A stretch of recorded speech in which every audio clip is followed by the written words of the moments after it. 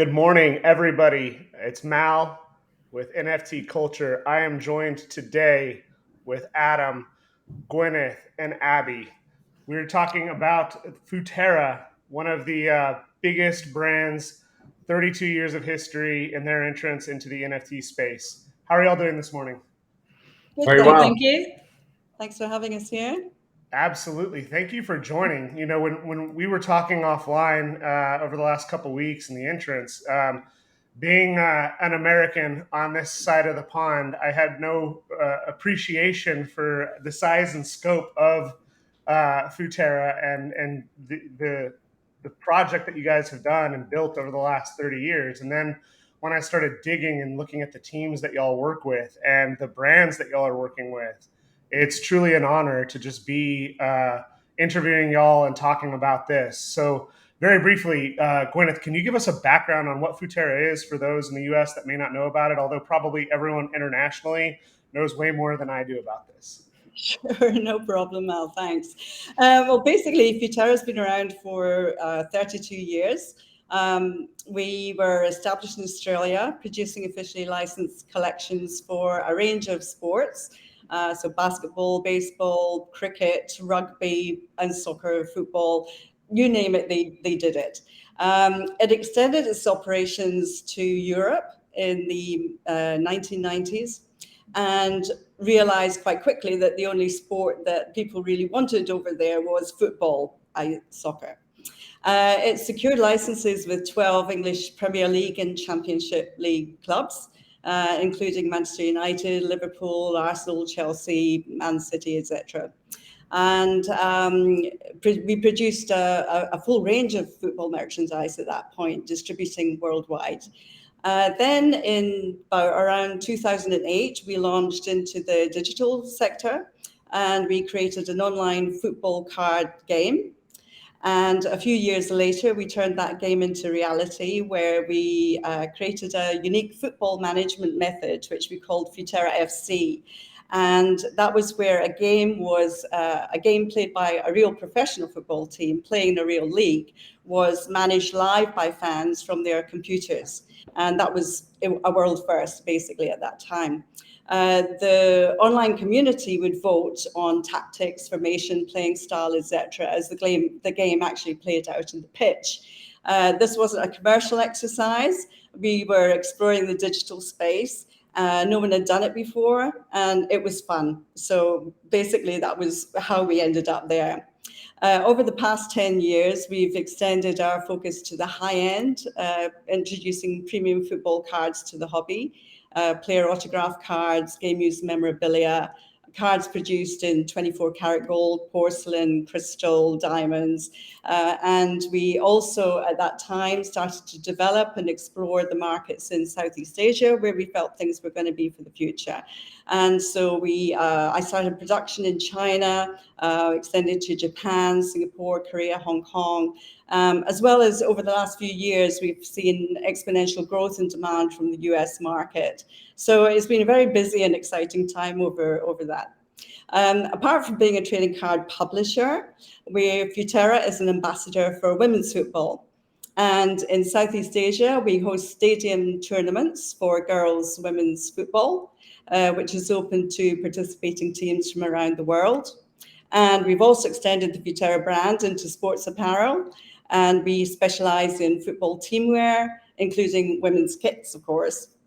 Jumping to today and the NFT space, which brings us back to you again, with our experience spanning the digital sector from many years ago, as well as our on-the-ground experience of real life football, we felt it made sense to put together a program cherry picking from our experiences and skill sets from our brand's history to create a hybrid offering, combining the digital and physical space with something unique to offer collectors and sports fans. And that, I guess, takes us up to today. That's awesome. And just looking at the history and everything else, it's really exciting. And one of the interesting things about these types of projects and as we head from the traditional to the digital realm, NFTs were on y'all's radar for some time, and you knew about NFTs, but you weren't in a hurry to jump in. You wanted to make sure that you knew what y'all were getting into. Can y'all talk about that decision process? When did the concept of NFTs really, hit y'all's desk, and then what made you guys finally decide, okay, now's the time. We want to jump in and explore this in more detail? Okay. Well, I think we had been watching the space for a while, certainly for the last year, and we had seen if you like, traditional trading cards coming out as an NFT. But we felt that they were released and then they quite quickly became yesterday's news.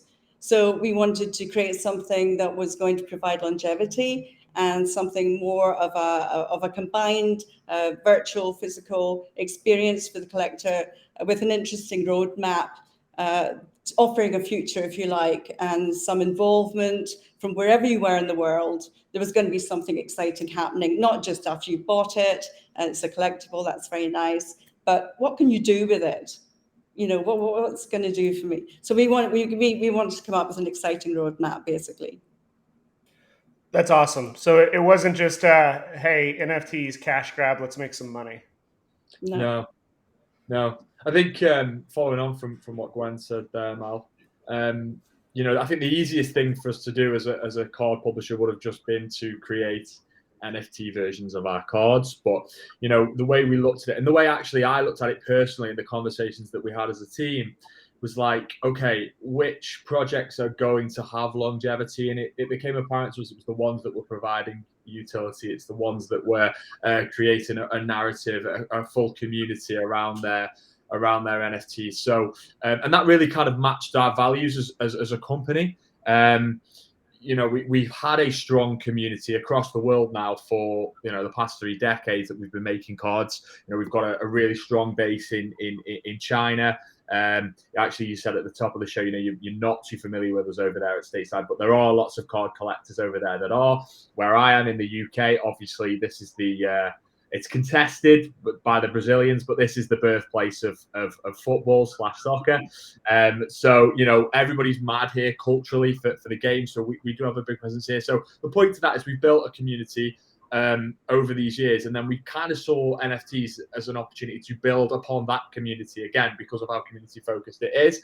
And I think just kind of releasing card versions of our NFTs would not have done that justice. There needs to be more to it, and hence that's how we've arrived over like a process, lots of iteration, but that's how we've arrived at Futera United.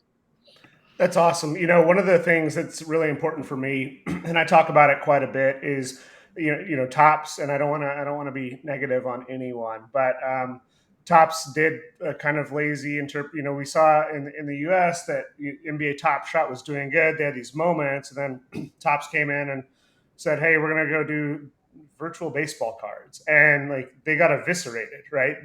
If you're going to buy a digital thing, you want to have something around it. So when you think about community, my primary use case when I talk about community building is, and will remain forever, Top Dog Beach Club, because they were able to build a phenomenal community both ahead of their launch, and I use them as the penultimate example of a project that was in it for the long haul. They built utility. They were purpose built. It wasn't a cash grab, and they didn't have to sell out immediately to have longevity. And their community is still one of the strongest in the NFT space. And so what's really interesting is, Abby and Paul and I have gotten to know each other quite a bit over the last few months, and our team and them were hanging out in Miami, and I wish I was there, and I'm really sad that I didn't get to meet you in person. But what was really interesting is that what the Top Dog Beach Club team did is they built this awesome community, awesome art, and then now with kind of their launch pad, y'all got to know each other, and now you guys are partnering. So Abby, can you talk just a little bit about how y'all are helping Futera, and also double down a little bit on the importance of community? Yeah, of course. So I'm Abby. I'm co-founder and artist at Top Dog Beach Club. So we had our launchpad as part of our roadmap 2.0. We're really excited about it. We've helped a couple of projects so far, but we've had so many applications, as you can imagine. The demand for Web3 devs at the minute, people who are able to do the smart contracts and actually make this happen, is really, really high, and supply is really low. So we've had to wade through so many excellent ideas, and we could only really pick out the very best ones, or the ones that we feel are going to succeed. And after seeing Futera and what they've been able to achieve with real life collectibles, I mean, it's a no-brainer really. And something I really love about their project, I don't know if you've mentioned this yet actually, is they are going to create an actual football team in real life that are going to be driven by the NFT community and their holders, which is so exciting. And something that really stands out to me, this isn't just part of their roadmap, this is something that is happening regardless of how many NFTs they sell. So they're really serious about this. They've got the resources, they've got the experience with collectibles, they've got an amazing team, and these guys just know what they're doing, and they're gonna pull this out of the bag. Adam, I don't know if you want to talk a little bit more about sort of that element of it. I know I didn't answer your question about community, but maybe I can come back to that. No, but Abby, you got the important thing in, so nice one there. Yeah, so the concept of Futera United, if I go back to the start, Mal, if you let me, we are football fans. We're very passionate about the beautiful game.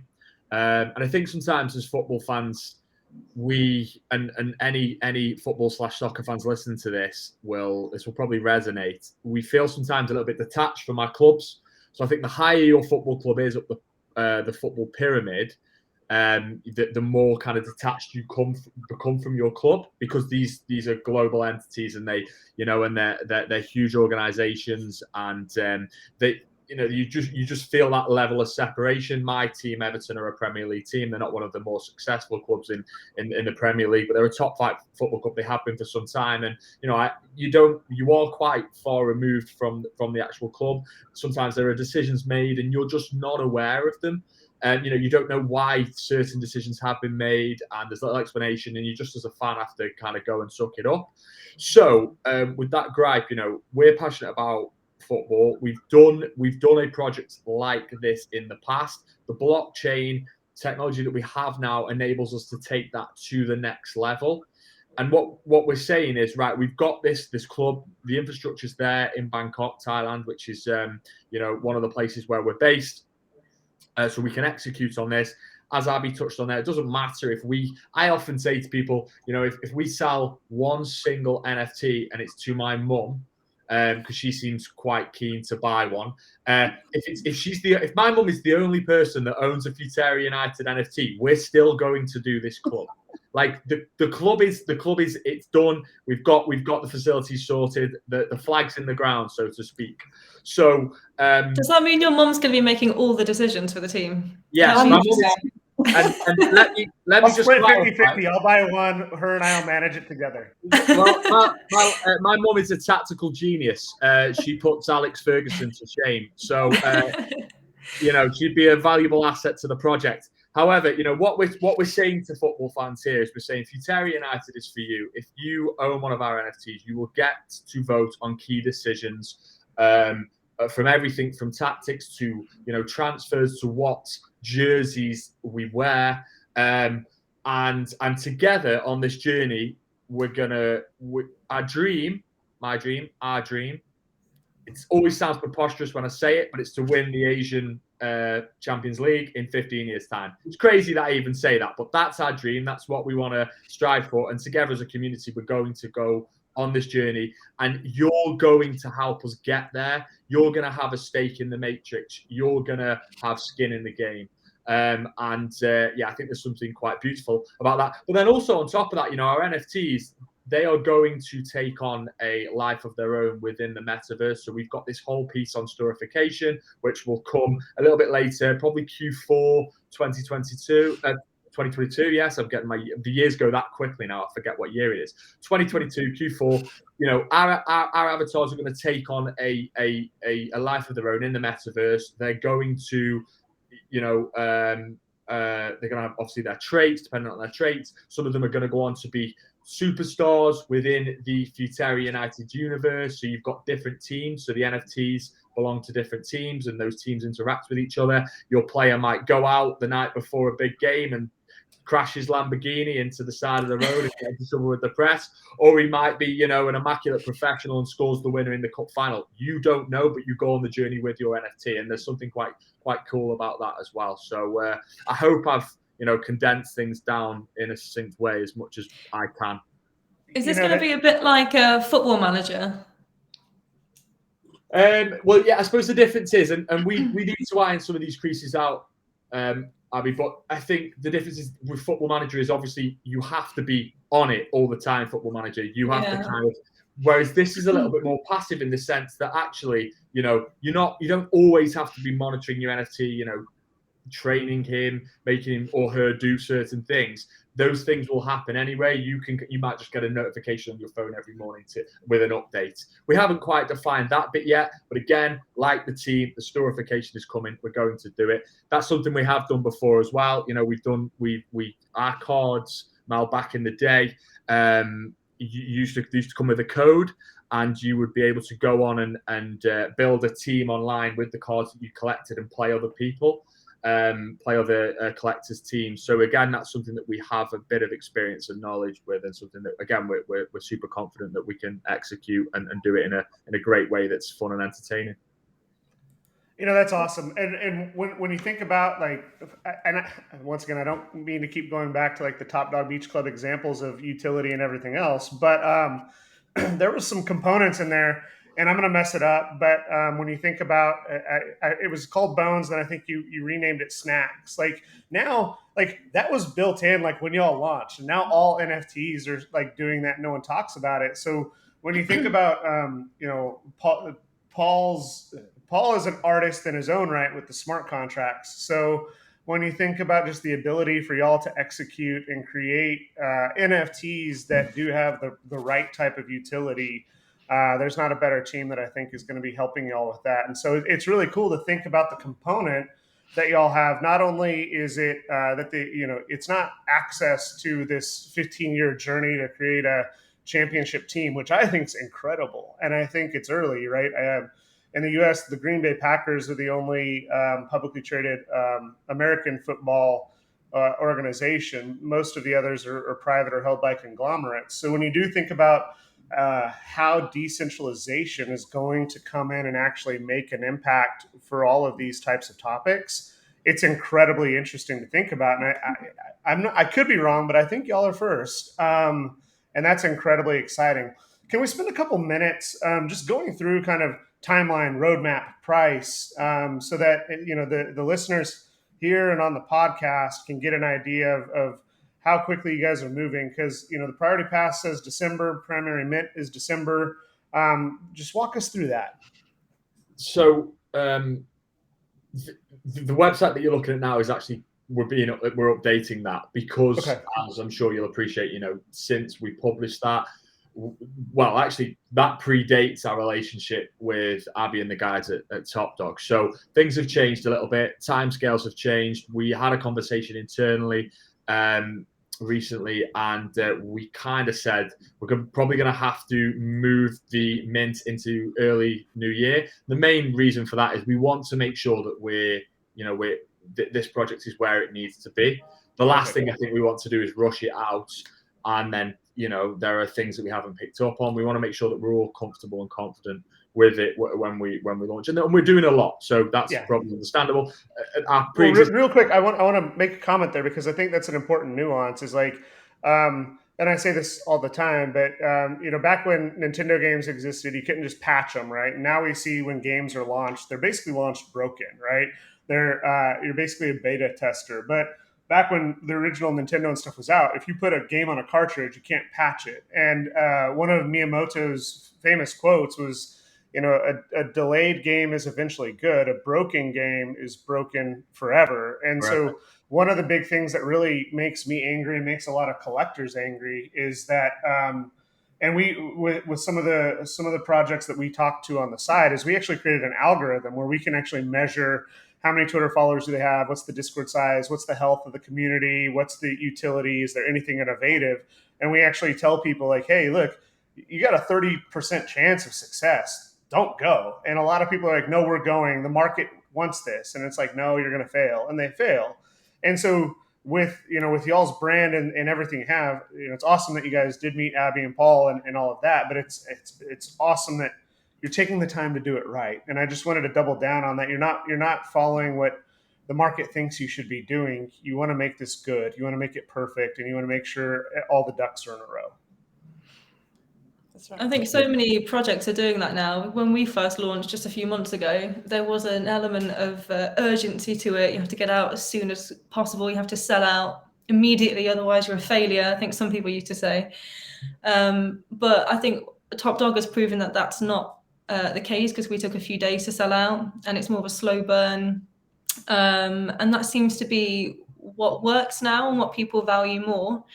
And yeah, just taking your time, making sure that you're building something. There's no rush. If you're going to do it, you need to get it right. And particularly with the recent sort of bear markets and how the market's dipped up and down, a lot of projects are just announcing, right, we're launching probably sometime in January, and we'll let you know when the time's right. So I think the community can appreciate that.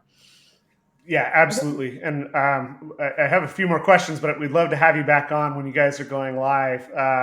Because I do think that this is one of, and I don't say this often, but I have said it before, but this is one of the most exciting things for me. Just to see like the fact that it's real utility. Like everyone talks a lot about, oh, NFTs have utility, and like a 10% discount on a pizza is awesome. And like, I'll take 10% off a pizza all day long. And like, I'm a big fan of merch. I'm a big fan of Bored Ape Yacht Club, and I also like playing NFT games. But when you think about like, cool, I can have this character avatar, metaverse, grow it, change it, but I also can say like, oh wow, like what's really interesting for me is this is the type of thing that would get me into following, football, soccer a lot more, because I've been looking for an entry point. I have a lot of friends in the US, and they play FIFA, and like they have their clubs, and I just like sit down and I'm like, oh man, like the barrier for me to get comfortable with this is just too much. And so I can just see a scenario where it's like, oh wow, the self-described utility, even if you're not a fan of football, you're like, the decisions we make have real world implications, is incredibly interesting to me. Yeah, Mal, can I just make a point actually? So one thing regarding on the club aspect that's really important to us. Again, I think this is where, especially Mark and I, we kind of talk to Gwyneth about football a lot, and sometimes Gwyneth's like, I don't want to hear how West Ham did, or I'll moan to Gwyneth about how Everton are playing. She's like, I don't care. She's a Celtic fan or a Rangers fan. She doesn't really care. The Glasgow teams do it. But I think one thing that's really important to say is when we kind of, as football fans, when we looked at this, we were like, we know you can't go in and buy a pre-existing football club, because a pre-existing football club, it makes it very, very hard to go and buy one that already exists, that has, in Britain as well. You've got to remember, most English football clubs have been around for over 100 years. So to go in and superimpose yourself onto a club with all the traditions and heritage and the culture that surrounds that club, and then say, hey, we're going to take your club, and then this community of people on the internet from all over the world are going to manage it. I'm not confident that would work that well, because I think the pre-existing fan base would go, no, you're not. We're going to protest and make your life hell if you do this, because this is our thing. So that's why it's really important to highlight the fact that we're actually starting a club, and from the word go, everybody that's involved is going to understand the dynamics here. I did a Spaces event the other night, and someone said to us, well, how will the coach respond to the fact that they may be told to do things by the community? And the coach will understand from day one that that's the deal. Like, that is part of it. You don't come to manage Futera United if if you're not going to be on board with that element of the project. So there's a fundamental key difference there. Right. I just wanted to kind of highlight that, because I think it's important. And we've I think done that before. Sorry, Gwen, go ahead. Sorry, I was just going to say, Adam, we've done this before. And so the coach we had with our professional football team that we ran, he was shouting the directions from the sidelines, and the online community were changing the playing formation or the formation playing style, tactics, etc. And, yes, he had to relay that to the players live on the pitch. But that was all part of it. Everyone really enjoyed it, including the coach. You have to know what you're signing up for. One of my biggest exposure is, growing up in Dallas. Tom Hicks bought the Texas Rangers, bought the Dallas Stars. He got, big hockey guy. Yes, we won the Stanley Cup. It's awesome, but we also he also went and bought Liverpool and sold it for $100 million loss. And so the difficulty of all that is really interesting. And I do think it's the approach is cool because it's like it's new, it's fresh. It's not, you don't have to deal with some of the institutional baggage that comes with like the culture of buying that. Creating something new is really, really unique and exciting. I think it also becomes more realistic to control those decisions. I think if you buy an existing club and even a bigger one, the individual having an impact on what's happening or the community having a genuine impact, I think is going to be quite limited. Whereas when you're getting in from the ground up and building it from the ground up, like Futera, there's just something genuine about it, something exciting, and something which kind of feeds into the whole NFT space and what it's all about. Anybody can do anything. And you as a collector, as a holder, can actually make a difference in the real world. I can't wait to see where this goes and what happens with it. It's going to be phenomenal. I'm definitely looking forward to this. I have one final question, and hopefully we can have you all back when you guys are getting ready to launch. Do you love Ted Lasso? We do. Yeah, we do. Yeah. Football is life. I think Ted Lasso is just doing. It's such a cool show for us here, and I mean it's bringing so much attention to such an awesome sport that doesn't need it because it is the biggest sport in the entire world. But I did want to ask that. Any final comments before we wrap? I don't think so. I think from a project perspective, obviously, as a community manager, my main thing at the moment is really building on the early success and the early interest. We want to get people onto our Discord, so come and join us. We want to get people following us on Twitter. All that information is on our profiles. The website's due to be updated, so the information on there now is going to change, but not drastically. In fact, we're just going to add to it. That's currently in progress at the moment. I'm just writing all the website copy for that. So come and join us. Come and get involved. I think if you really do love soccer/football, this is the project for you, isn't it? So come and swing by and say hello. And keep an eye on what Futera are doing to represent women in the space, because they are the only trading card company in the world with a female CEO. Did I get that right? You did. Which is incredible. And Gwen, yeah, she's here today. And also a significant proportion of the cards are going to be women as well. And I don't think that's something that's been done before. So they're really trying to make a difference in the space and for women's football as well. That's awesome.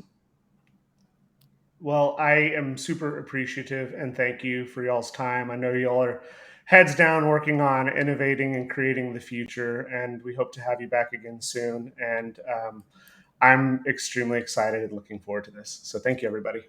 Thank you, so much. Thank you. Bye. Bye-bye.